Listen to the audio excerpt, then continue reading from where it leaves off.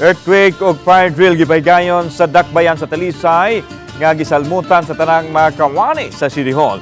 Sa dihang gipatingog ang alarm system sa City Hall, daling mi drop, cover and hold ang mga kawani sa Talisay City Hall. Migawas dayon ang mga kawani ug mipaingon sa evacuation center gawas sa City Hall building. Samtang gisukod usab ang kapaspas sa mga responder sa Talisay City Disaster o Barangay Disaster sa mga nangangol atol sa linog nga gihatagan og first aid. Human sa earthquake drill, gisunod usab dayon ang fire drill. Matod ni Talisay City Mayor Samsam Gulyas, paagi kini aron ma-review ang safety measure o kaandam sa tanang mga kawani sa City Hall kung adunay katalagman sa mas linog ug uban pang makapiktos dakbayan. Sa drill gipahinumduman ang mga kawani sa kaimportante sa emergency kit ug ang kasaysayan sa luwas sa mga dapit na mahimong kadangpan aron mahilayo sa kakuyaw.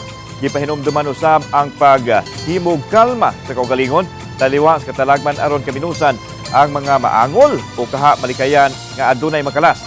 Ang kalihukan kabahin sa pagtimaan sa National Disaster Resilience Month.